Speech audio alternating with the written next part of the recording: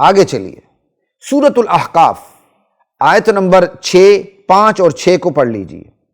وَمَنْ أَضَلُّ مِمَّنْ يَدْعُو مِن دُونِ اللَّهِ مَن لَّا يَسْتَجِيبُ لَهُ إِلَىٰ يَوْمِ الْقِيَامَةِ، اس سے بڑا گمراہ کون ہے جو اللہ کو چھوڑ کر ان ہستیوں کو پکارتا ہے جو قیامت تک اسے جواب نہیں دے سکتی۔ وَهُمْ عَن دُعَائِهِمْ غَافِلُونَ، جواب دینا تو دور کی بات ہے، قیامت تک ان کی بات کو سن بھی نہیں سکتی، غافل ہیں۔ یہاں تو سیما اسما کا جھگڑا ہی نہیں بھائی، سیدھی سیدھی غافلون ہے۔ اللہ اکبر۔ ان دو آیات سے 4 حقیقتیں کھل کر سامنے آ جاتی ہیں۔ ہاں اگلی آیت بھی پڑھ دیتا ہوں، 5 اور 6، 5 پڑھیے، نمبر 6 دیکھ لیں۔ وَإِذَا حُشِرَ النَّاسُ، جب قیامت کے دن لوگوں کو جمع کیا جائے گا، كَانُوا لَهُمْ أَعْدَاءَ، یہی ہستیاں جن کو لوگوں نے پکارا تھا یہ پکارنے والوں کی دشمن ہو جائیں گی۔ وَكَانُوا بِعِبَادَتِهِمْ كَافِرِينَ، اور وہ جو لوگ ان کی عبادت کرتے رہے ان کے مرنے کے بعد پکارتے رہے، وہ اس عبادت کی، اس پکار کی نفی کریں گے، انکار کریں گے، تکذیب کریں گے۔ اب یہ جو سورۃ الاحقاف کی نمبر 5 آیت ہے اور نمبر 6 آیت ہے، اس سے 4 حقیقتیں کھل کے سامنے آ جاتی ہیں۔ پہلی حقیقت، اللہ کو چھوڑ کر جن جن کو پکارا جاتا ہے وہ قیامت تک پکار کا جواب دے ہی نہیں سکتے، ایک حقیقت۔ نمبر 2، اللہ کو چھوڑ کر جن جن ہستیوں کو پکارا جاتا ہے جواب دینا تو دور کی بات ہے، وہ اس پکار کو سن بھی نہیں سکتے، سن بھی نہیں سکتے، سمجھے؟ اور نمبر 3، کوئی یہ نہ سمجھے کہ جی وہ اس لیے نہیں سنتے کہ وہ پتھر تھے، بت تھے، انسان تھے، انسان۔ وَإِذَا حُشِرَ النَّاسُ، جب لوگوں کو جمع کیا جائے گا تو یہ انکار کریں گے۔ جن کو پکارا گیا اور جن سے سننے کی نفی کی گئی کہ یہ غافل ہے، سنتے نہیں، وہ انسان تھے۔ 3 حقیقتیں۔ چوتھی حقیقت، قیامت کے دن جب اثر نو زندہ کر کے جمع کیا جائے تو وہ ان پکارنے والوں کے دشمن بن جائیں گے اور ان کی پکار کا انکار کریں گے، تکذیب کریں گے۔ یہ 4 حقیقتیں صرف ترجمے سے واضح ہیں، مفسر کے تفسیر پہ جانے کی ضرورت ہی نہیں، ٹھیک؟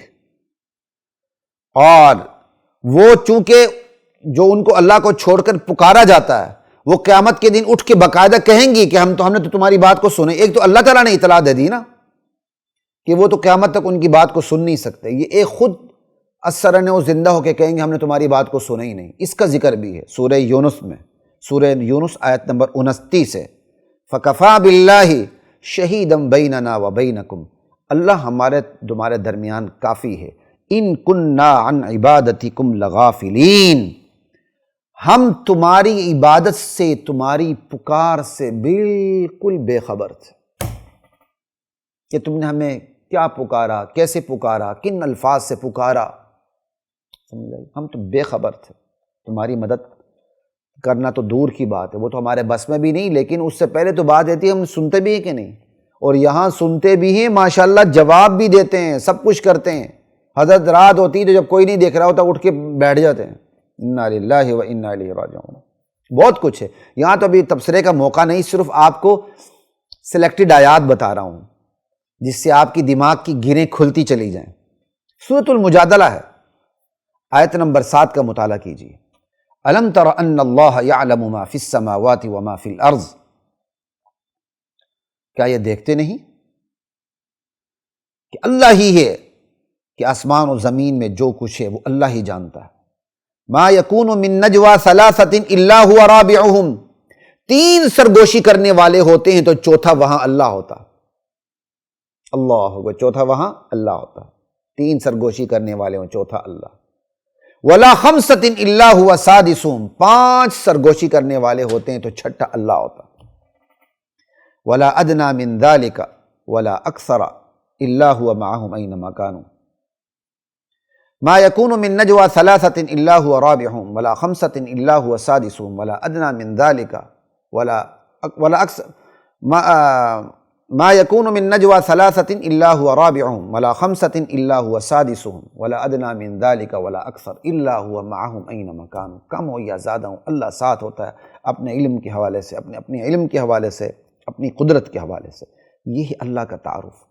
اب ایمانداری سے بتائیے کہ اللہ تعالیٰ نے جس کمال قدرت کو اپنا تعارف بتایا کہ 3 ہو تو چوتھا میں، 4 ہو تو پانچواں میں، 5 ہو تو چھٹا میں، 7 ہو تو 8واں میں، یہی ہو گیا نا مطلب، کم ہو یا زیادہ ہو میں ہوتا ہوں ساتھ۔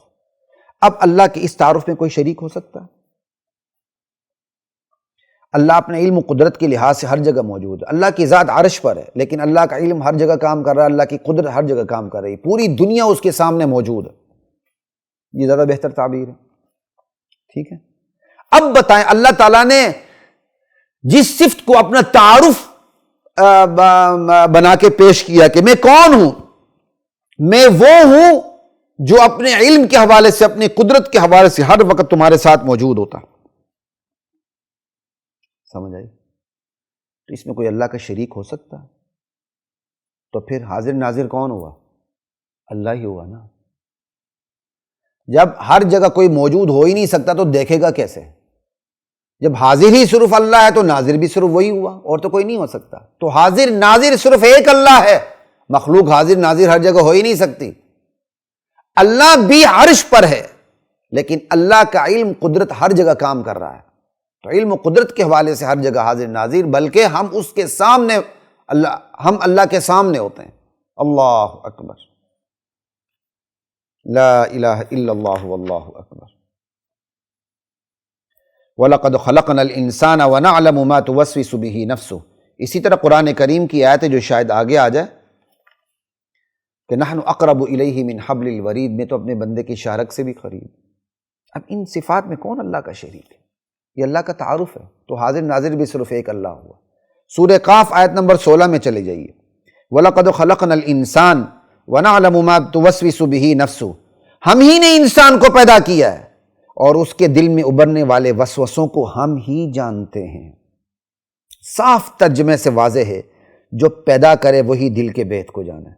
یہ چیز سامنے آتی کہ نہیں؟ نہیں آتی ہے؟ آتی ہے۔ تسلی نہیں ہو رہی؟ ہونی چاہیے۔ نہیں ہوتی ایک اور آیت پڑھ دیتے ہیں جی، سورۃ الملک میں چلے جائیے، آیت نمبر 14، اللہ کہتے ہیں الا یعلم من خلق، بھلا وہ بھی نہ جانے جو پیدا کرے۔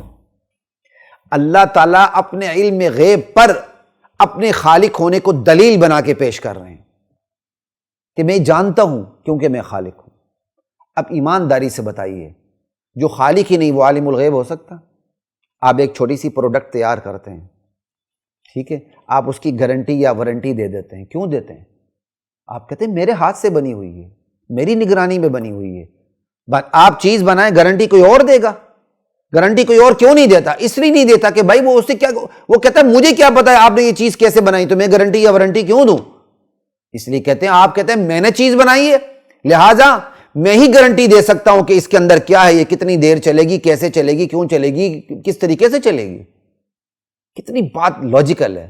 تو اللہ تعالیٰ کہتے ہیں کہ میں ہی انسان کے دل میں ابھرنے والے وسوسوں تک کو جانتا ہوں۔ کیوں؟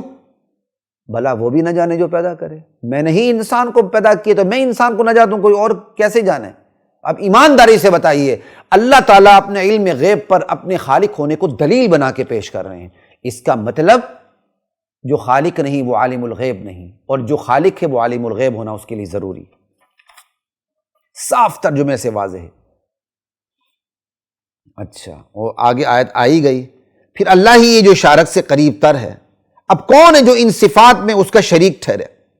اسی طرح سورہ بنی اسرائیل آیت نمبر 1 ہے، اِنَّهُ هُوَ السَّمِيعُ الْبَصِيرُ، وہی سننے والا دیکھنے والا۔ جو کوئی بات سن نہ سکے وہ بھی وہی سنتا ہے، جو جہاں دیکھ نہ سکے وہی دیکھ سکتا ہے، وہی دیکھتا ہے۔ اللہ اکبر۔ سورہ اعراف میں چلے جائیے، آیت نمبر 54 ہے، الا لہ الخلق والامر، ارے خلقت اللہ کی، مخلوق اللہ ہی کی ہے، والامر، مخلوق پہ خلقت پہ حکم بھی اسی کا۔ صاف ظاہر ہوتا ہے اس آیت سے کہ حاکمیت کا حق صرف اللہ ہی کو حاصل ہے۔ کیوں؟ مخلوق جو اس کی ہے ساری، خالق جو ہوا وہ، جو خالق ہے حاکمیت کا حق اسی کو حاصل ہے۔ اسی طرح سورہ کہف آیت نمبر 110 میں جائیے، قل انما انا بشر مثلکم، میرے نبی آپ کہہ دیں، اللہ اپنے نبی سے اعلان کروا رہے ہیں کہ انما انا بشر، میرے نبی آپ کہہ دیں کہ میں بھی بشر ہوں۔ انما کلمہ حصر ہے نا، میں بشر ہی ہوں اور کچھ نہیں۔ مثلکم، جس طرح تم بشر ہو اسی طرح میں بشر ہوں، البتہ میری اور تمہاری بشریت میں فرق کس چیز میں ہے؟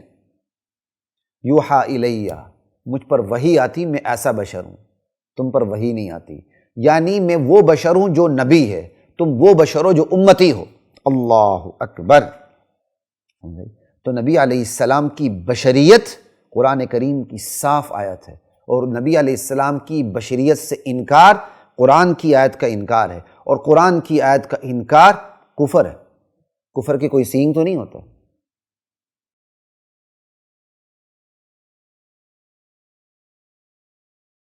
وَلَقَدْ